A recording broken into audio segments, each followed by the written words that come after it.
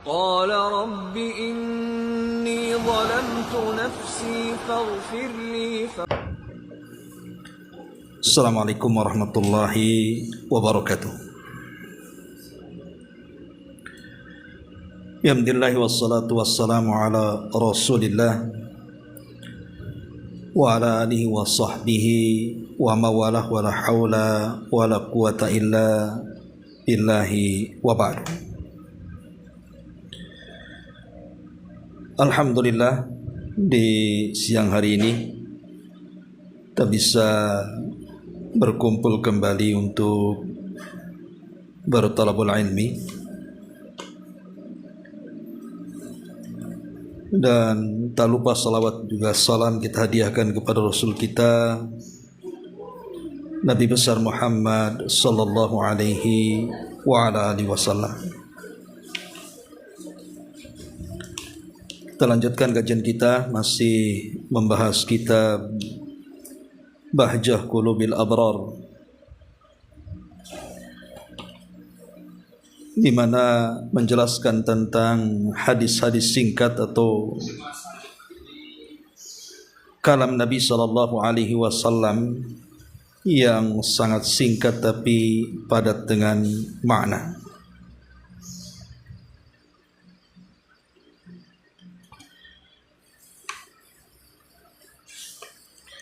Dan insyaallah kita masuk pada bab ke 52 kalau tidak salah ya. 54. Aturan pengobatan dalam Islam.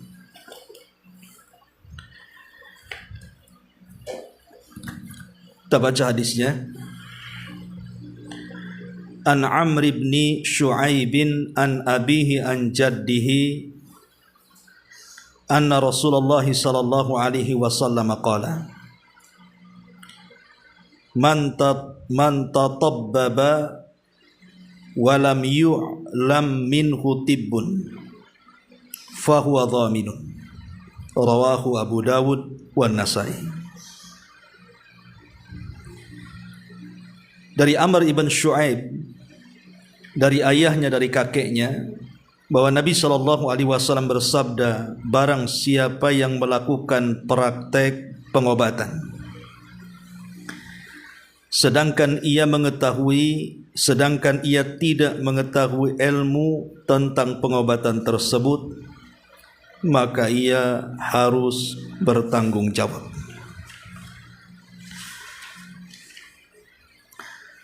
Ma'asyiral muslimat yang dimuliakan Allah Subhanahu wa taala, kita tahu bahwa dunia pengobatan ini adalah sesuatu yang sangat dihajatkan manusia. Karena bagaimanapun hampir setiap hari kita ini membutuhkan kesehatan. Terkadang kita datang ke rumah sakit atau ke tempat-tempat yang di situ membuka praktek pengobatan. Bahkan ada yang dirawat inap segala di situ. Itu menunjukkan hajatnya kita kepada ilmu kesehatan itu. Sampai-sampai Al-Imam Asy-Syafi'i rahimahullahu ta'ala mengatakan, innamal ilmu ilmani. Kata Imam Syafi'i, ilmu itu ada dua macam. Ilmu din wa ilmu dunia. Ilmu yang berkaitan dengan agama dan ilmu yang berkaitan dengan dunia. Kata beliau, fal ilmu alladhi lid-dini huwa al-fiqhu. Adapun ilmu yang berkaitan dengan agama, itulah yang disebut dengan ilmu fikih. Wal ilmu alladhi lid-dunya, adapun ilmu yang berkaitan dengan dunia, huwa at-tibbu, adalah ilmu yang mempelajari tentang kesehatan manusia. Wa ma siwa dzalik, maka selain daripada ilmu-ilmu tersebut, fahuwa anaun au aibun, bisa saja kemudian ilmu itu sifatnya percuma ataupun sesuatu yang tidak berguna. Lihat bagaimana Al-Imam Asy-Syafi'i rahimahullahu ta'ala Muhammad ibn Idris menjelaskan kepada kita tentang kemuliaan ilmu yang berkaitan dengan kesehatan. Sampai-sampai beliau mengatakan bahwa ilmu itu cuma dua, ilmu agama dan ilmu kesehatan. Sampai-sampai dalam perkataan beliau yang lain, la taskunanna baladan la yakunu fihi alimun yuftika an dini wala tabibun yumbi'uka an amri badani. Kata Imam Syafi'i rahimahullahu ta'ala, jangan sampai engkau tinggal di sebuah negeri di mana di negeri itu tidak ada ulama yang bisa memberikan fatwa terhadap agamamu, dan juga tidak ada pakar kesehatan yang tidak bisa menghabarkan tentang perkara badanmu. Sedemikian tingginya ilmu kesehatan ini. Ma'asyiral muslimat yang dimuliakan Allah Subhanahu wa taala, di zaman Nabi sallallahu alaihi wasallam, Nabi sallallahu alaihi wasallam sampai memerintahkan Utsman ibn Affan radhiyallahu an untuk tidak ikut perang Badar.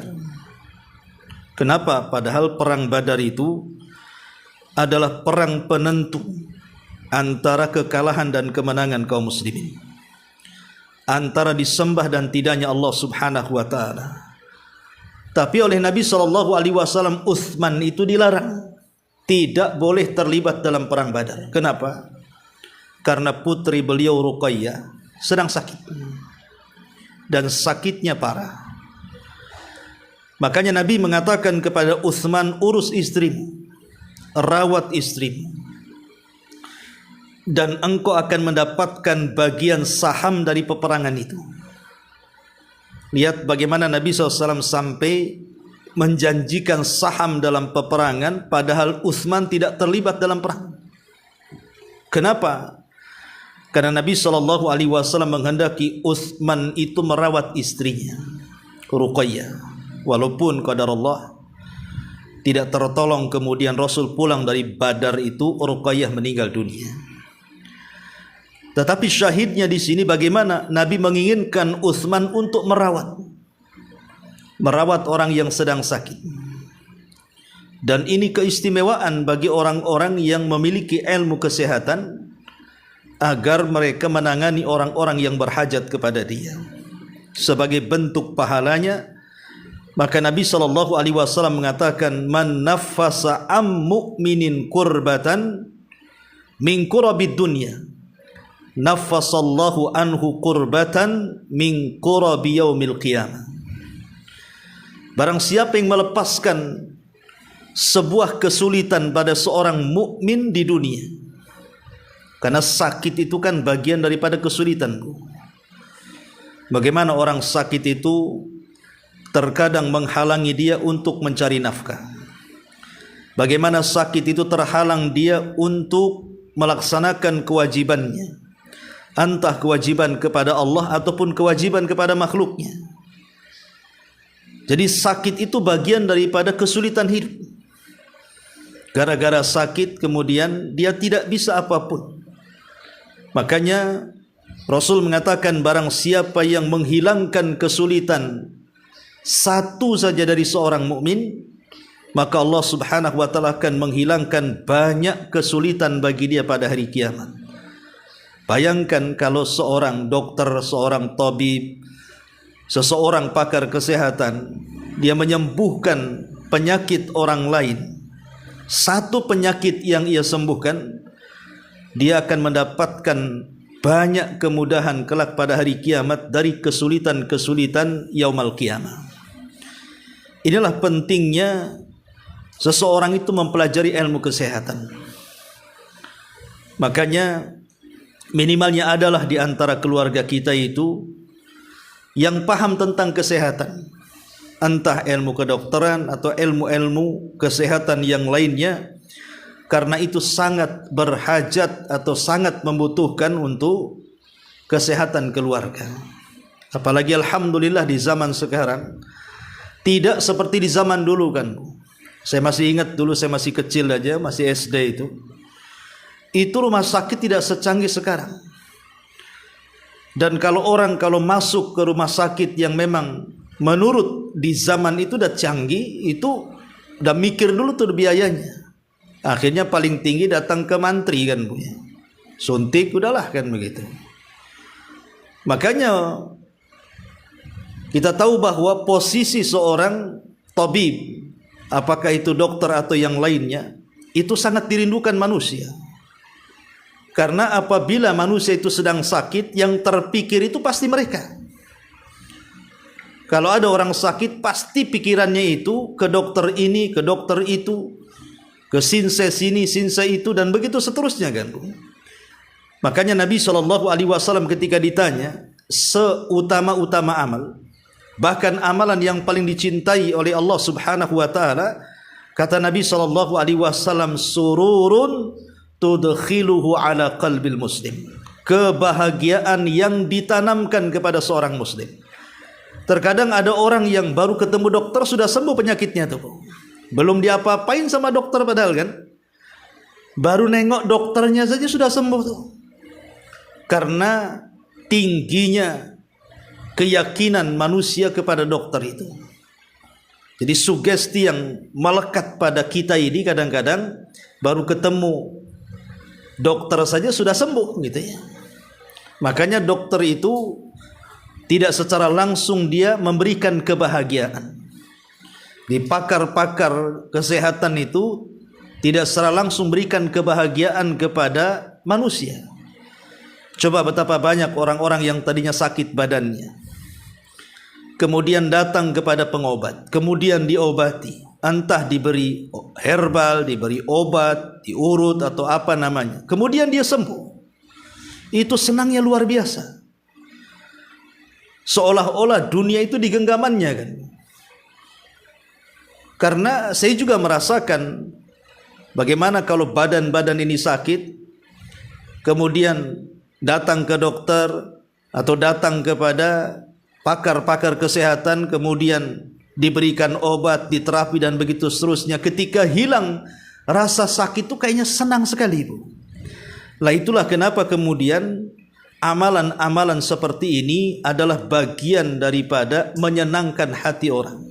Dan menyenangkan hati orang adalah seutama-utama amal yang paling dicintai oleh Allah Subhanahu wa taala.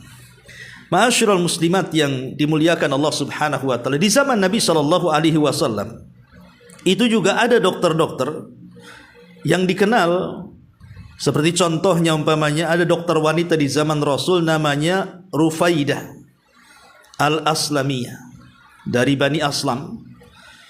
Itu sangat dipercaya oleh Nabi SAW sampai dia membuka klinik, mungkin bahasa kitanya tenda, di mana banyak para sahabiah-sahabiah yang sakit itu datang kepada beliau berobat.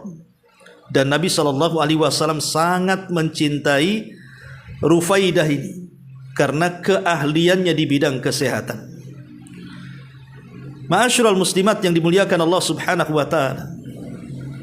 Kemudian juga dijelaskan Sa'ad bin Mu'ad. Sa'ad bin Mu'ad ini pemimpin daripada Ansar. Itu terkena panah. Lah Nabi SAW mengatakan kepada Sa'ad bin Mu'ad ini, merekomendasikan untuk datang ke kliniknya Rufaidah agar diobati. Akhirnya kemudian Sa'ad pun datang, kemudian diobati, dan Allah Subhanahu wa taala takdirkan akhirnya beliau juga sembuh. Lihat di zaman Nabi SAW juga pakar-pakar kesehatan itu sangat dihajatkan. Kemudian juga ada namanya Kubaybah binti Sa'ad. Kubaybah binti Sa'ad ini dia seorang perawat yang biasa dilibatkan oleh Nabi SAW dalam peperangan. Jadi kalau ada yang terkena panah, terkena tombak, terkena pedang, maka dialah yang merawat pasukan. Dan Nabi SAW sangat menyukainya sehingga selalu dilibatkan di dalam peperangan.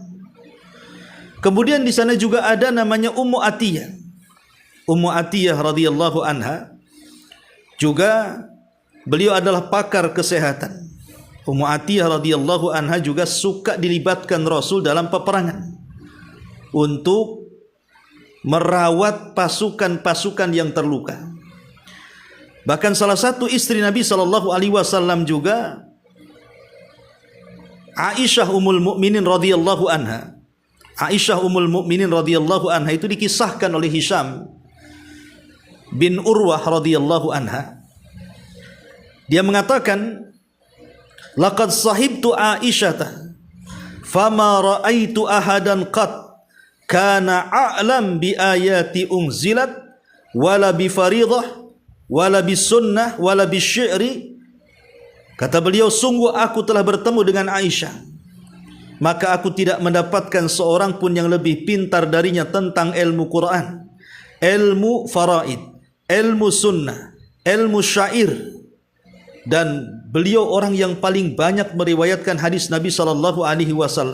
Sampai beliau mengatakan bahkan beliau ahlinya dalam ilmu kedokteran. Jadi Aisyah radhiyallahu anha itu juga ahli pakar kesehatan tuh. Sampai-sampai seorang alim besar namanya Ibnu Abdul Bar rahimahullahu taala mengatakan, anna Aisyah kanat wahidah bi asriha fi thalathati ulumin. Kata Imam Ibnu Abdul Bar rahimahullahu taala mengatakan, Aisyah adalah satu-satunya wanita pada zamannya yang memiliki kelebihan dalam 3 ilmu. Pertama, ilmu fikih, ilmu fikih.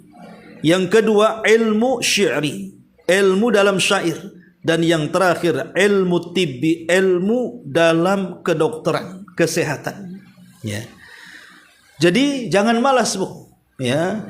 Alhamdulillah sekarang ini buku-buku kesehatan sudah banyak diterjemahkan. Baik kesehatan dari barat diterjemahkan ke bahasa Indonesia, atau dokter-dokter kita yang mengarang buku-buku kesehatan, atau para herbalis yang mereka juga mengumpulkan ilmu-ilmu kesehatan. Ibu tinggal beli saja. Kemudian ilmu itu bisa ibu baca minimalnya untuk kesehatan pribadi ataupun untuk keluarganya. Minimalnya untuk anak-anaknya. Karena bagaimanapun ilmu seperti ini sangat dihajatkan dalam Islam. Ma'asyiral muslimat yang dimuliakan Allah Subhanahu wa taala. Oleh karena itulah maka bab yang kita kaji ini menjelaskan kepada kita tentang pentingnya ilmu kesehatan itu. Tetapi walaupun demikian, Nabi SAW beliau memberikan batasan dalam hadis ini. Khususnya bagi anda yang memiliki pakar kesehatan, entah dokter, entah tabib, entah sinsen, entah apa namanya. Ingat hadis Nabi SAW, man tatabbaba walam yu'lam minhu tibbun. Barang siapa yang melakukan praktek pengobatan sedangkan dia tidak mengetahui atau tidak menguasai ilmu pengobatan tersebut sehingga mencelakakan orang, fahuwa dhaminun, maka dia harus bertanggung jawab. Bertanggung jawab. Kalau sampai kemudian dia melakukan praktek atau bahasa kedokteran malpraktek bahasanya, sampai menghilangkan nyawa orang, maka itu sama dengan melakukan pembunuhan. Atau sampai kemudian orang itu lumpuh, tidak bisa bergerak, yang tadinya penyakitnya biasa, tapi setelah diterapi, diobati, dikasih obat dan yang semacamnya, tiba-tiba dia lumpuh. maka dia bertanggung jawab atas pengobatannya sampai dia sembuh. Jadi ini juga menjadi sebuah cambuk bagi mereka orang-orang yang membuka praktek pengobatan. Harus betul-betul mempelajari. Bahkan saya itu pernah diundang di Batam ini untuk mengisi pengajian oleh kumpulan dokter-dokter di salah satu rumah sakit. Ya. Lah kebetulan sebelum saya memberikan ceramah itu adalah sambutan-sambutan dari beberapa dokter senior di rumah sakit itu. Saya coba dengarkan apa yang mereka katakan itu.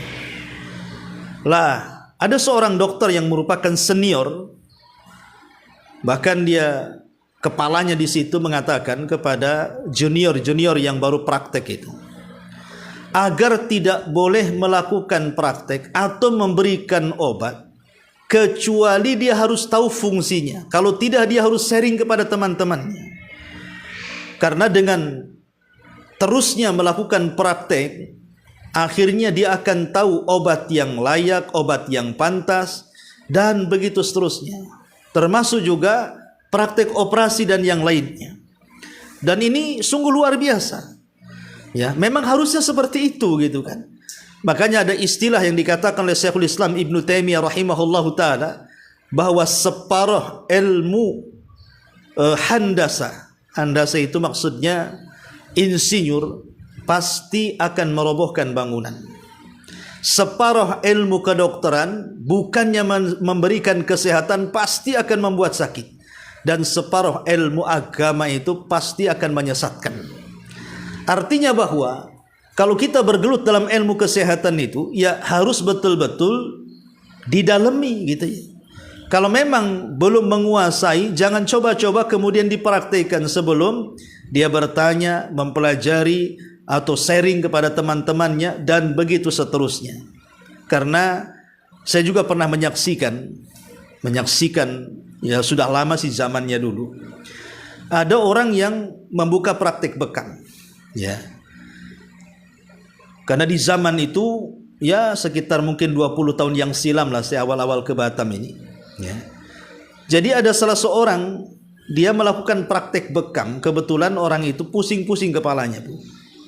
Tiba-tiba kemudian dibekam kepalanya. Tahu-tahu setelah dibekam itu bukannya sembuh gitu ya. Kemudian rupanya bekas bekaman itu tidak sembuh, akhirnya jadi borok di kepalanya, Bu.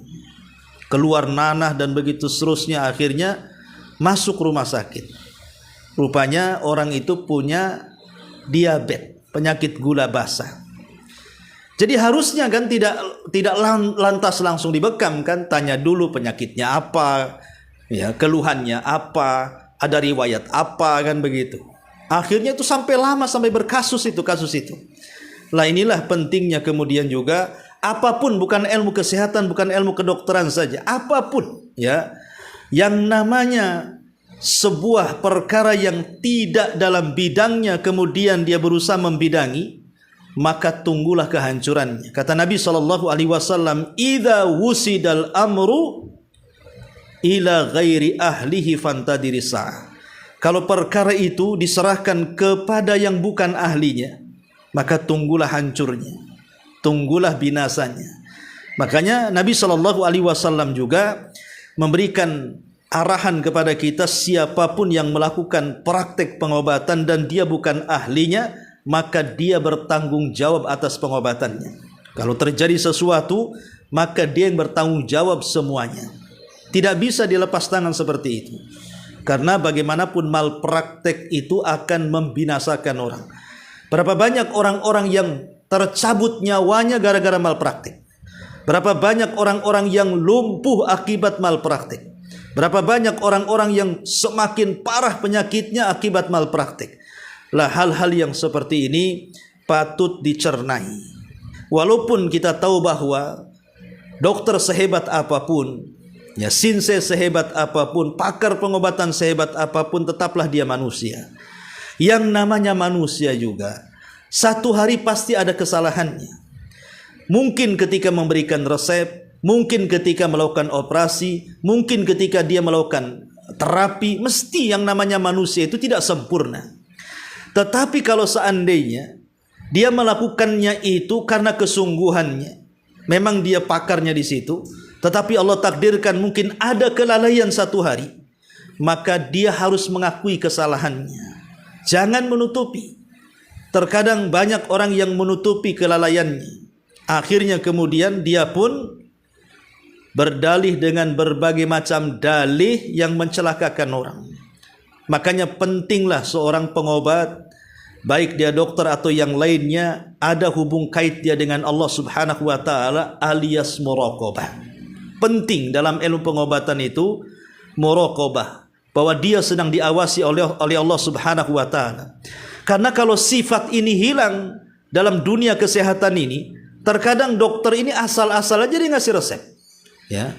Padahal resepnya tidak ada kaitan dengan penyakitnya. Ya. Atau mungkin resepnya itu murah, dia ngemplang orang kemudian dimahalkan. Nah ini terjadi kan gitu. Ada yang oknum-oknum dokter-dokter juga ada terjadi seperti itu. Makanya pentingnya muraqabah. Karena tidak semua hal pun harus ditangani. Seperti orang yang datang hendak menggugurkan kandungan, ya karena tergiur dengan upah dan juga uang, akhirnya ya main di praktek saja kan begitu. Yang penting dapat uang kan. Lah ini kan bisa mencelakakan orang. Dan uang yang didapat juga tidak halal, itu uang haram. Lah hal-hal yang seperti ini, maka penting seseorang itu harus mengetahui adab-adab. Apa saja adab-adab seorang dokter ataupun praktisi kesehatan dan yang semacamnya. Yang pertama kata para ulama, harus memiliki sifat rahmat. Ya, harus memiliki sifat rahmat, kasih sayang kepada pasiennya. Ya, ulama mengatakan harus memiliki sifat sayang atau rahmat kepada pasiennya. Sebab kalau itu yang ditanamkan bagi seorang dokter atau siapapun yang mereka membuka praktisi-praktisi kesehatan, kalau tidak ada sifat rahmat kepada pasiennya, maka itu akan mempengaruhi saat dia memberikan resep, saat dia menangani pasien, saat dia mengoperasi pasien, dan begitu seterusnya. Ya. Kemarin saya datang ke klinik, kebetulan perut agak sakit. Jadi kebetulan dokter ini juga kawan. La qadarullah kemudian orang tuanya sakit.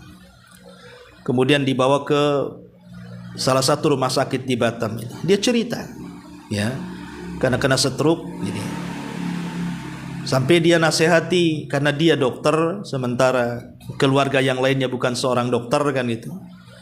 Sampai dia mengatakan, saya nasihati Ustadz katanya, saudara-saudara saya itu, kalau menyuapi ibu saya itu harus betul-betul hati-hati, penuh dengan kasih sayang, bukan main masukkan nasi, masukkan makanan, enggak begitu. Ya. Karena orang sakit ini terkadang salah masuk saja, itu kadang-kadang bisa merusak organ dalamnya. Jadi saya melihat dokter ini memang subhanallah kan begitu. Sampai ke tingkat seperti itu, kasih sayang itu harus ada kan itu ya. Jadi hati-hati betul dia. Ya, sampai dia bilang sama keluarganya, jangan asal-asal, walaupun sama yang dimasukkan air umpamanya, atau sama yang dimasukkan bubur, ya.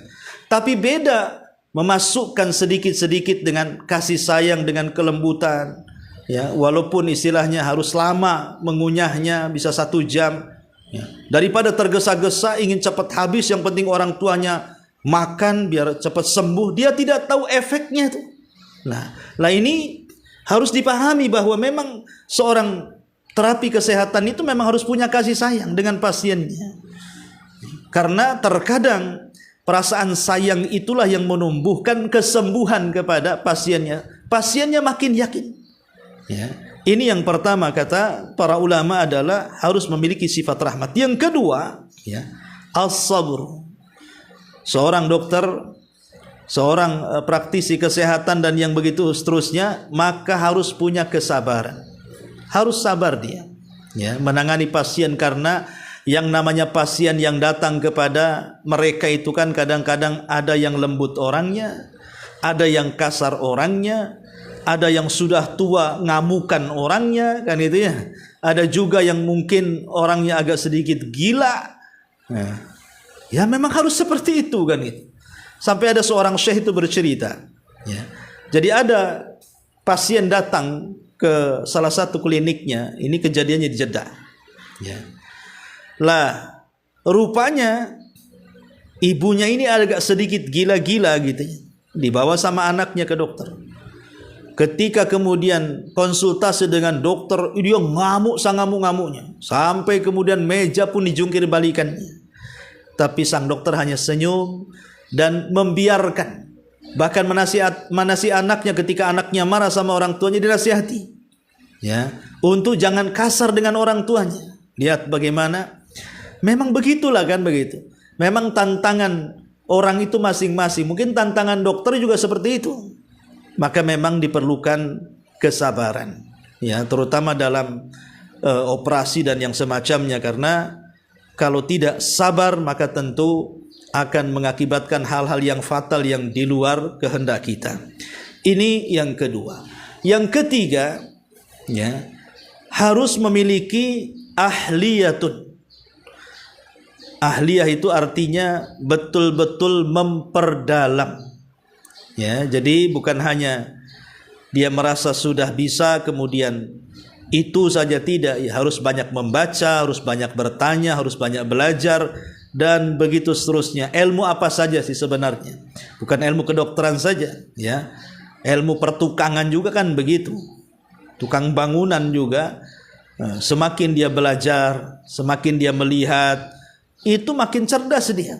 Maka termasuk juga ilmu kedokteran. Kalau mereka tidak tahu, maka Allah mengatakan fas'alu ahlal dzikri in kuntum la ta'lamun.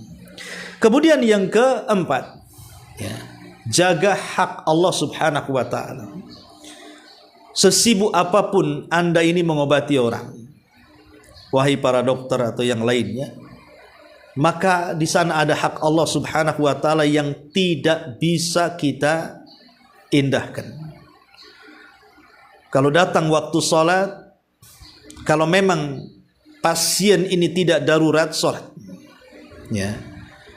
Kalau memang tidak daruratnya, kecuali dalam kondisi darurat, Anda sedang mengoperasi yang itu antara hidup dan mati, itu lain ceritanya. Tapi kalau seandainya, ya, pasien itu masih bisa ditinggalkan dan tidak mempengaruhi kondisinya, sholat. Ya. Jangan sampai kemudian pekerjaan Anda itu melalaikan hak Anda dari Allah Subhanahu wa taala. Karena pekerjaan Anda ini mulia, menolong orang. Betapa banyak nyawa-nyawa orang terselamatkan. Padahal satu jiwa kita selamatkan, satu dunia jiwa seolah-olah kita hidupkan. Jadi tetap kita ini berhubungan dengan Allah Subhanahu wa taala. Karena praktek pengobatan itu hanya sifatnya sebab. Itu bukan segala-galanya. Sehebat Anda dalam mengobati pun, namanya kesembuhan itu bukan datang dari Anda, bukan datang dari kepiawaian tangan Anda, atau bukan karena resep yang Anda berikan kepada dia. Bukan. Kesembuhan itu datang dari Allah Subhanahu wa taala. Makanya penting mendekatkan diri kepada Allah, supaya kita satu sisi berdoa kepada Allah agar Allah menyembuhkan penyakit pasien yang kita tangani, sisi lain mengambil sebab. Itulah makna daripada tawakal namanya. Ya, satu sisi sebelum melakukan pengobatan, terapi, dia berdoa kepada Allah Azza wa Jalla, minta kesembuhan kepada orang yang akan disembuhkan. Yang kedua, mengambil sebab. Ya, tentu dengan ilmu yang sudah dipelajari. Bukan mengambil sebab dengan malpraktek, tidak demikian. Ya, tetapi dengan ilmu yang sudah dia pelajari. Kalau dia sudah berdoa, sudah mendekatkan diri kepada dalam salat, kemudian melakukan praktek, tetapi Allah jugalah yang kemudian menentukannya. Terkadang bisa sembuh, terkadang tidak. Kalau memang sembuh, alhamdulillah, Allah kabulkan permintaan kita dan kita telah mengamalkan amalan besar dalam hidup kita.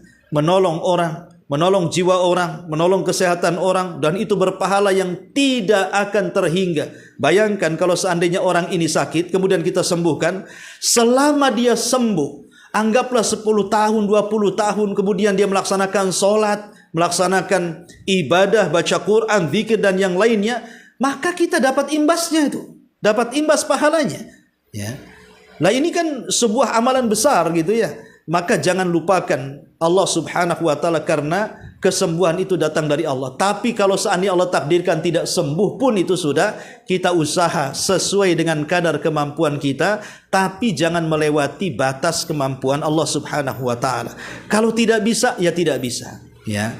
Ma'asyiral muslimin, muslimat yang dimuliakan Allah Subhanahu wa taala, penting juga jangan takabur, ya. Ada orang-orang, saya pernah mendengar istilah dokter itu yang mengatakan seperti ini. Ada pasien ini sedang ditangani dokter tersebut. Kemudian pasien ini bertanya, bagaimana dok keluarga saya? Kira-kira sembuh atau tidak? Kira-kira berhasil atau tidak? Apa jawaban dokter? Ya, saya sih hanya berusaha. Saya hanya berusaha saja. Sisanya saya berikan kepada Allah Subhanahu wa taala. Ini kan su'ul adab namanya, Bu. Masa dia berikan sisanya kepada Allah dengan mengatakan, ya saya akan usahakan, tapi sisanya nanti Allah, katanya. Kan kurang ajar, Bu. Allah dikasih sisa. Harusnya kan jawabannya nggak seperti itu. Ya, dia bilang saja kan begitu, saya serahkan kepada Allah. Ya, ibu-ibu sama-sama berdoalah. Saya berdoa, ibu berdoa. Mudah-mudahan Allah sembuhkan penyakit keluarga ibu, dan saya akan berusaha. Kan enak tuh kalau bahasa seperti itu. Masih kemudian dekat dengan Allah Subhanahu wa taala. Ini tidak, saya akan usahakan. Insya Allah saya akan usahakan. Nanti ya sisanya diberikan kepada Allah. Ini lancak, ya, ini su'ul adab namanya. Jadi ma'asyiral muslimat yang dimuliakan Allah Subhanahu wa taala, nah ini hal-hal yang berkaitan dengan ilmu kesehatan yang harus kita pahami. Baik, kita baca sedikit di sini syarah daripada Syekh Abdurrahman As-Sa'di rahimahullah taala. Ya. Ma'asyiral muslimat yang dimuliakan Allah Subhanahu wa taala. Kata beliau di sini, hadis ini menunjukkan secara lafaz dan juga artinya bahwa tidak boleh bagi seseorang untuk melakukan sesuatu praktek pekerjaan yang dia tidak mumpuni dalam bidang tersebut, baik dalam praktek pengobatan atau yang semisalnya. Dan barang siapa yang berani melakukan hal itu, maka dia berdosa dan ia bertanggung jawab atas akibat dan perbuatannya, seperti hilangnya nyawa atau salah satu dari anggota tubuhnya cacat. Adapun harta yang dia ambil sebagai upah dari pekerjaan yang bukan keahliannya, maka harta tersebut harus dikembalikan kepada orang yang memberikannya. Karena hakikatnya ia tidak melakukan sesuatu kecuali tipu daya dan membuat orang lain berprasangka bahwa ia ahli di bidang tersebut, padahal tidak demikian. Maka hal itu termasuk dalam kategori penipuan. Allah mengatakan, man ghassana falaysa minna. Barang siapa yang menipu kami, maka dia bukan termasuk golongan kami, kata Nabi.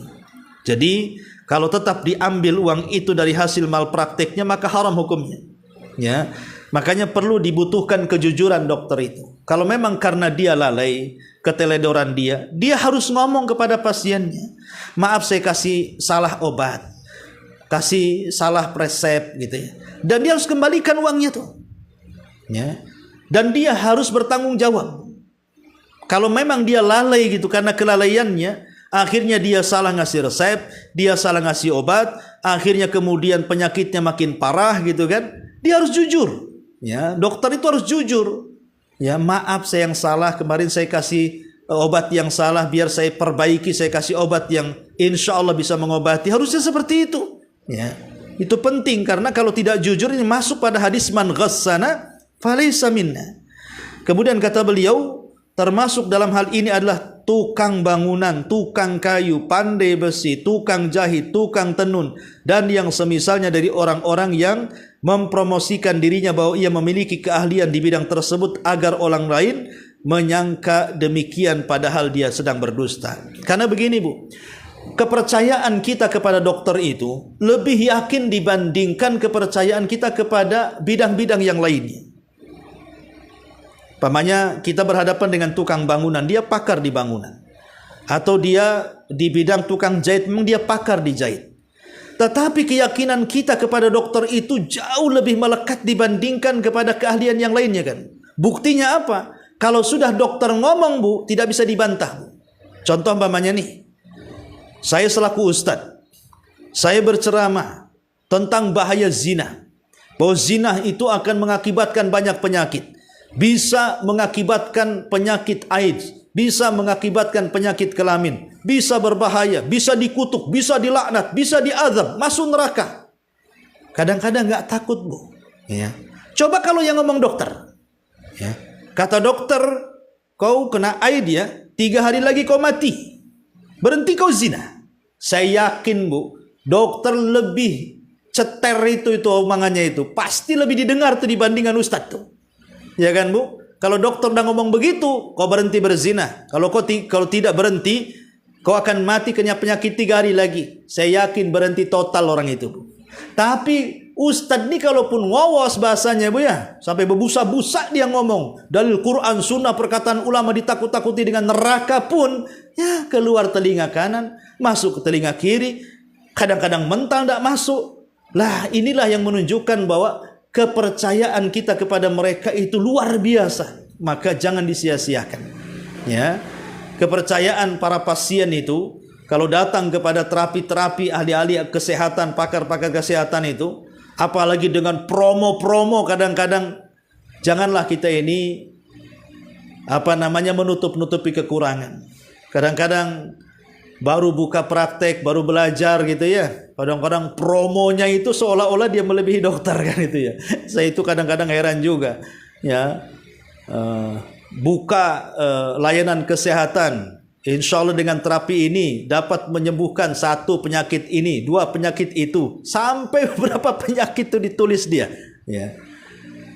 Padahal dia sendiri sekolahnya di mana, belajarnya sampai di mana, berapa ratus orang yang sudah disembuhkan dia. Ya. Jangan kemudian lihat suhunya yang sudah biasa mengobati orang kan gitu ya. Kemudian diajari ini bisa mengobati ini, kemudian dia praktek. Tidak demikian juga. Makanya kan perlunya pengalaman di lapangan itu untuk menunjukkan keahlian kita diri sendiri.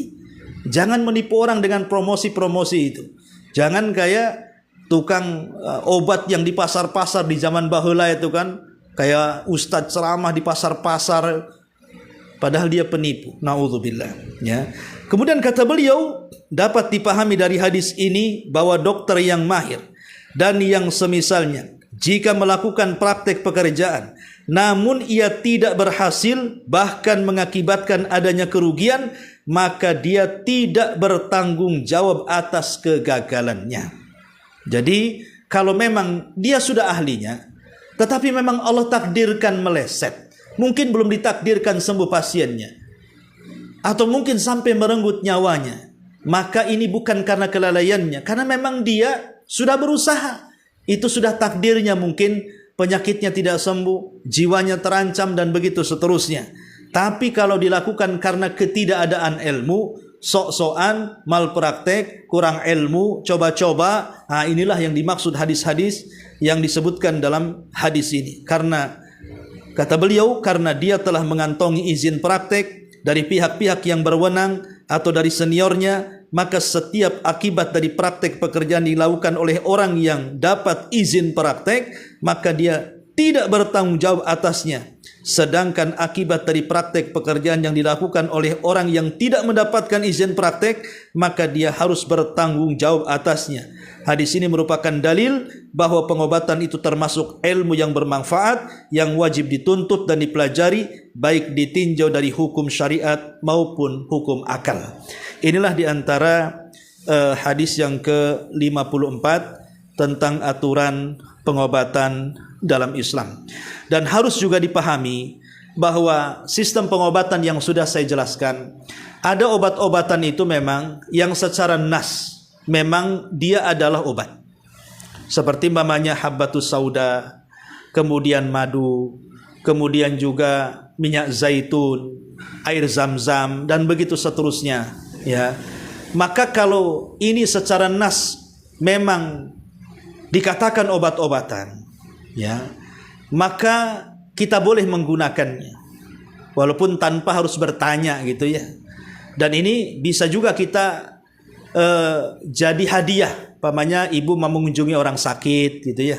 Kita tidak tahu sakitnya apa, cuman kata orang tetangga sakit, maka disunahkan Bu, ya ibu jangan bawa pisang, jangan bawa apel, anggur, itu yang makan bukan orang sakit, itu yang jaganya itu, ya.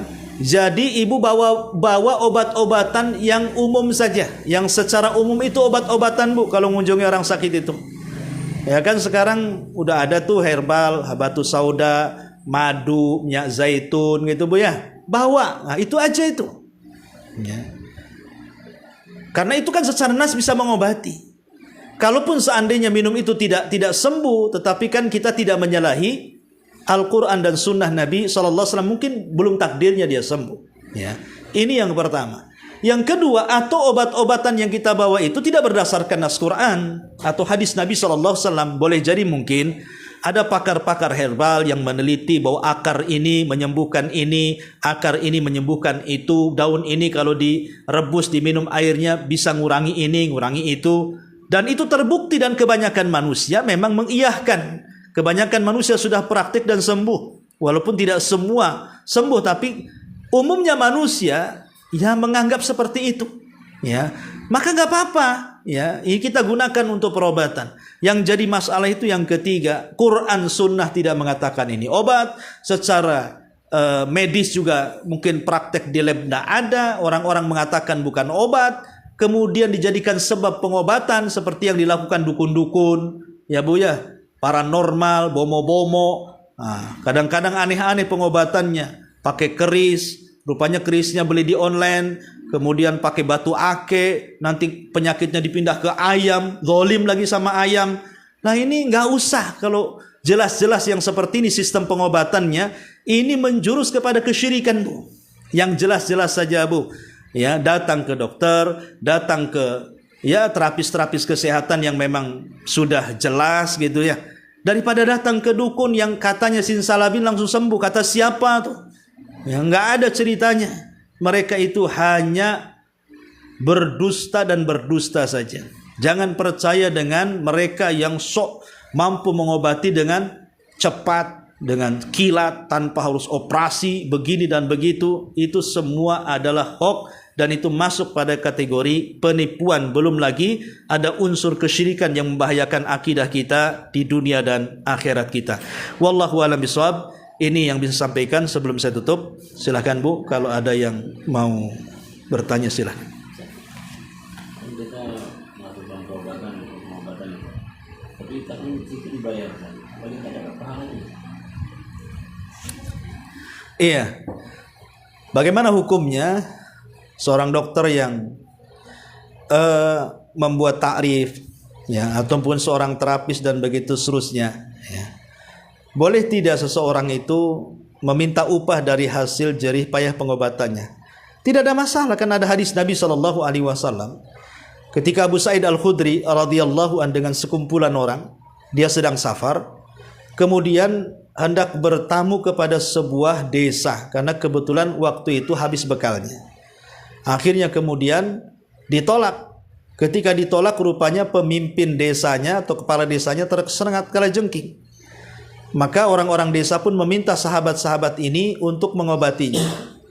Tapi karena kadang sudah sakit hati, bahasa kitanya ya, datang minta dijamu tak dijamu, tahu-tahu ketika ada pemimpin kabilahnya kena sengat kalajengking minta diobati, maka sahabat pun akhirnya mengatakan, baik saya akan obati, tapi kalian harus membayar 25 ekor kambing. Akhirnya setelah deal, kemudian dibacakan Al-Fatihah, sembuh. Dan mereka pun mendapatkan upah. Ya kan? Kan artinya boleh. Ya. Tetapi upah itu kan harus sesuai dengan kadar. Kadar dia mengeluarkan modal, berapa modalnya, kan itu. Kemudian juga jangan ngemplang orang. Jangan seperti bengkel-bengkel motor, bengkel-bengkel mobil. Karena saya juga pernah kena juga gitu ya, mobil pesantren. Katanya nanti diperbaiki habis sekian juta. Rupanya sudah dibayar, cuman dipoles sedikit. Karena kita tidak paham mesin mobil, rusak lagi seminggu. Kemudian ada kawan ahli bengkel dibilang belum diapa-apain sama bengkel, itu kan ngemplang itu namanya. Nah, ini juga jangan sampai ngemplang-ngemplang juga tuh dokter-dokter itu. Ya.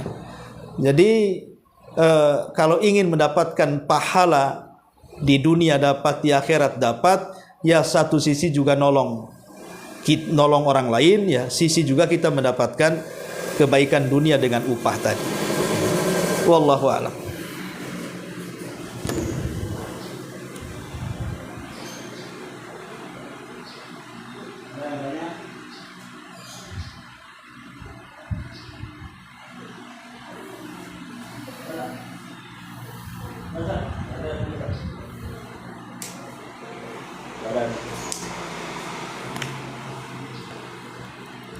Nggak ada. Oh ya, kalau tidak ada, alhamdulillah.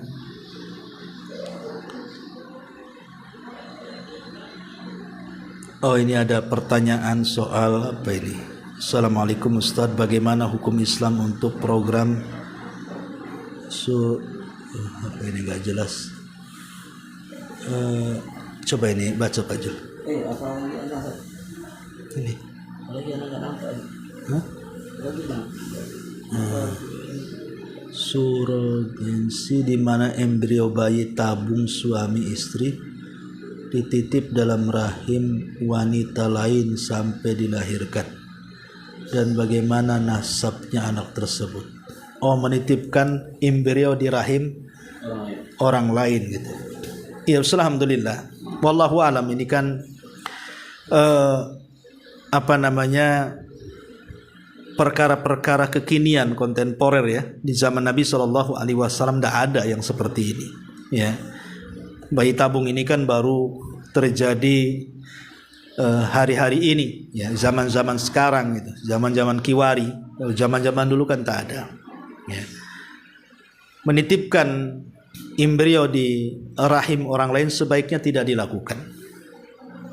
Tidak dilakukan karena kan secara hukum Islam sendiri dia bukan muhrimnya. Ya, dia bukan muhrimnya. Kan dijelaskan di sini di wanita lain. Otomatis kan yang tidak ada hubungan suami istri berarti kan.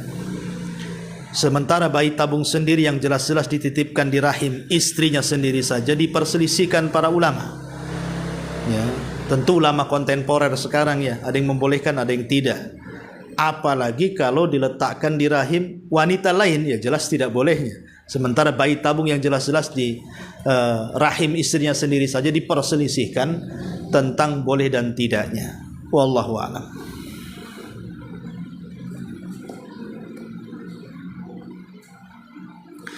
Ustadz, gimana kalau kita berobat kepada non muslim? Ya tidak ada masalah. Ya, itulah kadang-kadang harusnya memang kita ini memilah dan memilih kan itu ya. Kalau memang ada dokter muslim yang amanah, maka carilah dokter muslim yang amanah. Tapi terkadang ada beberapa dokter itu yang spesialis, itu kebanyakan dikuasai oleh orang-orang non-Islam. Persis seperti yang dikatakan Al-Imam Fakhrul Razi rahimahullahu ta'ala, bahwa orang-orang non-muslim itu telah menguasai jauh lebih hebat, lebih canggih ya dalam ilmu perobatan dibandingkan kita kaum muslimin. Kata beliau itu di zamannya beliau mengatakan seperti itu. Dan kita rasakan juga pada hari ini. Ya, kita lihat di rumah sakit itu kalau melihat spesialis-spesialis itu kan banyak non-muslim. Tetapi tidak ada masalah. Karena ini urusan dunia bukan urusan agama. Boleh kita berobat kepada dokter non-muslim kalau memang dia spesialis di situ. Selama tidak merusak akidah kita. Ya, umpamanya rumah sakit tertentu yang rumah sakit itu milik orang non-muslim, sebelum perobatan harus ada ritual menurut agama mereka, itu ya nggak usah kan itu ya. Ya. Tetapi kalau seandainya tidak ada ritual-ritual keagamaan, ya memang murni dia keahlian sebagai dokter, kemudian kita datang dan diobati, tidak ada masalah. Ya, jadi nggak ada hubung kait dengan urusan agama. Itu urusan dunia, muamalah dunia. maka boleh bermuamalah dengan siapa saja, yang jelas mendapatkan dokter yang amanah. Ya, mendapatkan dokter yang amanah, yang memang terpercaya. Tapi kalau ada dokter yang muslim tentu lebih baik lagi. Kalau tidak ada, yang tidak ada masalah. Ya, termasuk juga kalau seandainya tidak ada dokter lagi kecuali yang laki-laki dalam hal spesialis tertentu, sementara pasiennya perempuan. Nah, ini juga dibahas oleh para ulama kan gitu. Bagaimana hukumnya? Kalau memang mendesak dan sifatnya darurat, ya tidak ada apa-apa. Tidak ada masalah, karena bagaimanapun ad-daruratu tubihul mahdurat, sesuatu yang diharamkan itu menjadi boleh dalam kondisi darurat. Tapi kalau masih ada dokter wanita, sama-sama wanita, sehingga tidak sungkan ketika membuka aurat atau memegang atau menyentuh dan begitu seterusnya, maka sebaiknya cari dokter yang wanita, itu lebih akhwat, lebih terjaga. Wallahu a'lam bishawab. Ya, sampai di sini. Mudah-mudahan ada manfaatnya. Subhanaka wa bihamdika, asyhadu an la ilaha illa anta, astaghfiruka wa atubu ilaik. Allahu ta'ala. Assalamualaikum warahmatullahi wabarakatuh. Tanya lagi. Hukum vaksin yang ada kandungan. Oh, yang ditambahan hukum vaksin yang ada kandungan bahan haram, sedangkan tidak ada vaksin lain selain itu. Ya, wallah, ini sudah dibahas oleh para ulama. Ya, kalau memang ada vaksin yang bahannya halal, ya sebaiknya cari bahan halal. Tapi kalau tidak ada kecuali dari bahan yang haram, ya kalau itu memang darurat, maka tidak masalah. Tapi kalau tidak darurat, ya tidak boleh. Ya, wallahu a'lam.